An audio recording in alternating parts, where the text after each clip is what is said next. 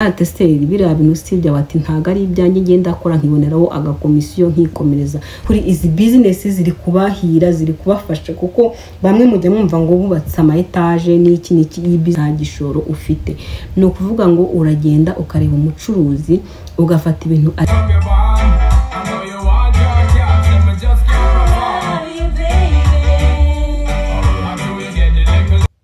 guys mumize muteshuti zasonjera nizere ko mumize neza umva uyu munsi ngiye kubabwira uburyo wabonamo amafaranga nyamara nta kazi ufite. Guys niba udafite akazi wirirwa mu rugo ntago ari ngombwa ko ushomera ngiye kubwira uburyo bundi wabonamo amafaranga nubwo waba udafite akazi gusa ugerageza ushaka akazi ariko mu gihe utagafite ubu buryo n'ubukoresha uzabonamo amafaranga nubwo waba udafite akazi. Uburyo bwa mbere ni ugucuruza ibintu by'abandi nta gishoro ufite. No kuvuga ngo uragenda ukareba umucuruzi ugafata ibintu ari gucuruza wenda se acuruza imyenda ugafata ya myenda yiwe ukayifotora ukayipostinga kuri social media yawe Instagram, Facebook, WhatsApp, YouTube n'izindi zose na za Snapchat hose ugapostinga. Wamara gupostinga iyo umuntu awukunze arakwandikira noneho icyo ukora ufata wa muntu ukamujyana kwa wa mucuruzi nkaho ari wowe mucuruzi akipima ya myenda akayigera no yamukwira akishyura wowe yamara kukwishyura akaguha amafaranga we umubwira urengejeho ayawe. Niba umucuruzi aguye ku mwenda ugurumbe 30 urajya 32 cyangwa 35 namara kugenda urafata ya 30 wishyura umucuruzi ubundi wikomereze ufateho komisiyo yawe. Hari igihe umucuruzi nawe agira icyagwa bitewe nuko umuzaniye umukiriya hari n'igihe akubwira ngo uzajya ubyimenyera. Rero icyo gihe ubukoreye komisiyo ukabona amafaranga nyamara nta gishoro watanze. Nkumva ko business ari nziza mu byukuri nta muntu numwe wabwira ngo ndashaka gufotora ibintu bya mbicuruza online ngabyange. Hari n'igihe ubona yabipostinze ukamubwira atereka mbipostinge niba bimbaza akakubwira ibiciro nawe mukira yaguhamagara ukamubwira ibye. Tuvuge nk'amavuta ngiye bijya bimbaho hari igihe mu minsi yashize nagiye kugura amavuta ndi kuri Instagram mbona umuntu yapostinze amavuta ndamwandikira nawe amavuta gutya na gutya arampa adresse mugezeho nsanga siwe nyirabyo ariko aranjyana anyereka ko ari ibye ampuzana nyirabyo. Icyambwe katari nyirabyo nuko twananira ngo agatambwira ati noneho reka nkujyana handi mpita mvuga ngo nta buryo ibintu byaba ari ibyaye ngo umukire munanira ngo umubwire ngo reka umujyana handi mpita menya ko nawe akora mu ubwo buryo. Ndamuganira ateseri biriya bintu sibya bati ntago ari ibyanjye ngenda akora nkiboneraho agakomisiyo nkikomereza.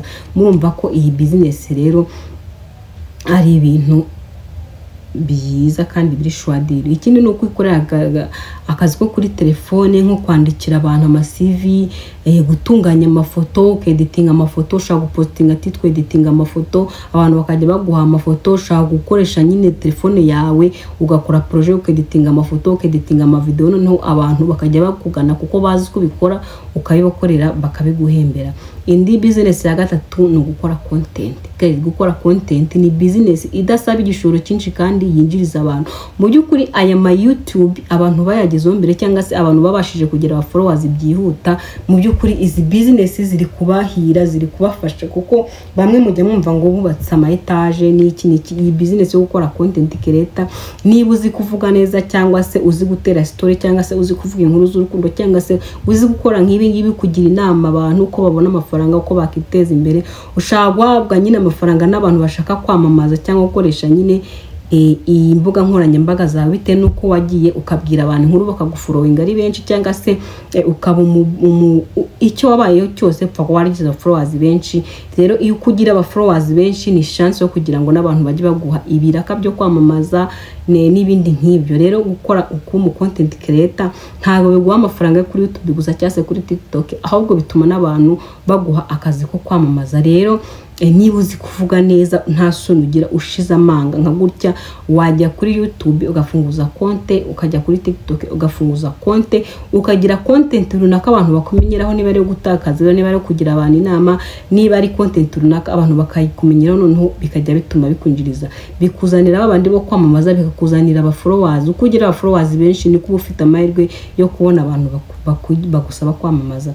Ibindi ni ukwifashishwa n'abantu bafite business nk'ushinzwe marketing ushaka kujya ubashakira abakiriya online cyangwa mu baturanyi bakaguhibira nyine umuntu akaguhemba bitewe nuko wazanye umukiriya, ukagenda ukajya ku iduka ry'umuntu ukahagarara, wajya ubona abantu bahita bati hano ducuruza ibi nibi, hano ducuruza ibi nibi, wa muntu wese akaza akareba yagura kuko wamuzanye, bakagira amafaranga bagwa. Murabona bari abantu iyo ugiye muri gare Nyabugogo hari abantu bakwiyinga ati n'ubundi reka tujyane, niba ugiye no gukatisha nta kibazo ariko mbabarira ujyane nanjye. Nta yindi mpamvu bakujyanye rero nuko iyo akujyanye bakabona kuzanye, hari igihe baba baramaye akazi ku kwezi, hari n'igihe baba bamuha amafaranga ku mukiriya yazanye. Kuba yakujyanye we bishyura itike yawe n'ibyo, ariko we hari ako bamuha. Buriya uzajya ubona umuntu ubigusaba ujye umureka kujyane kuko niyo marariro yiwe kandi wowe ntacyo uba uri buhomye.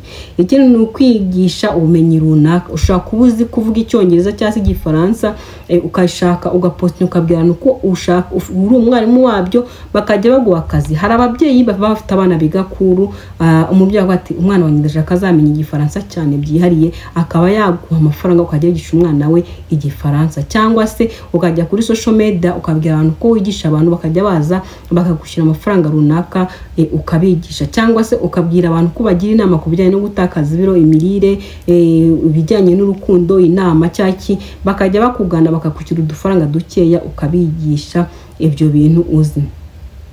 Ikindi ni ukwandika no gusangiza abandi ibitekerezo. Ushaka kwandika inkuru z'urukundo, inkuru z'ubuzima, imirire, uko watakaza ibiro, ukandika cyangwa se ugakora reels abantu bakabikunda, noneho bakajya bakwishyura cyangwa se bakajya baguha amagift yo kuri TikTok bitewe nuko bakwishimiye.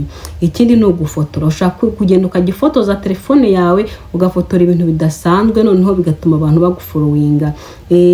Uragenda ukajya wenda ufotora, ukajya nko ku mahoteli ukajya gufotora, ukaza ugakora top 10 ngo hoteli 5 zihenze mu Rwanda. Mu by'ukuri ngiye nkabanzi ko igihe ngiye gushaka ikintu gihenze cyangwa se igihe ngiye gushaka ikintu runaka nzaza nkakibariza, niba ari hoteli nshaka 5 zihenze mu Rwanda, niba ari restaurant 5 ziteka neza mu Rwanda, niba ari abakobwa 5 beza mu Rwanda, nkabanzi ko ukora top 5 cyangwa top 10 nkajya mbigushakira. Ibyo ngibyo icyo bigufasha kugadaninga abantu bakaza bakagufollowinga ari benshi, and then bamwe bagatangira za ntuza zawe zikakwinjiriza.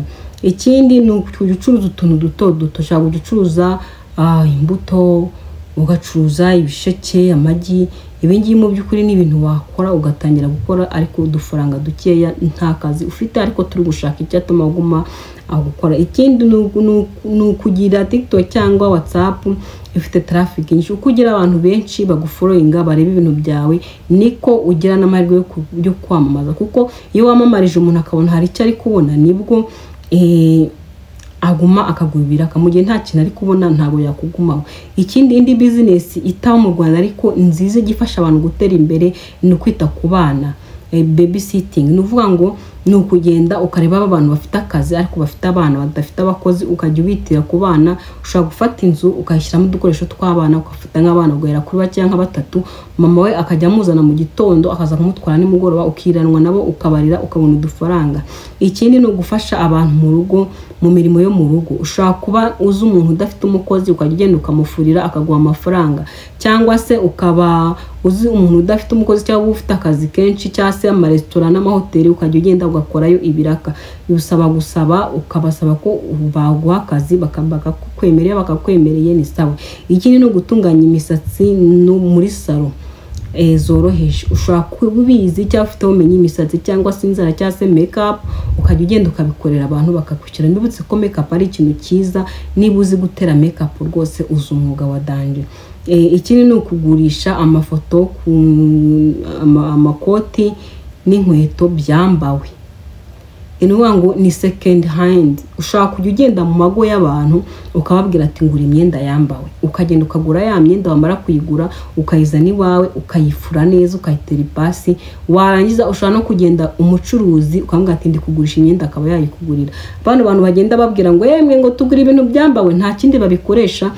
Aragenda akabifura neza, amara kubifura bipfa kwa bidacitse, akaba yanabishyura umucuruzi akabimugurira rwose. Cyangwa bano bantu babizunguza ukabimuha akabikugurishiriza, ugasanga nk'ipantaro wayiguze 1,200 kuko nyirayo aba yarayihaze atakishaka, nyamara wayigeza nzu ukayigurisha 5,000 cyangwa 10, kandi igipfa kuba itaracitse cyangwa itagaragara ko ishaje. Ibi bintu bikizira abantu benshi.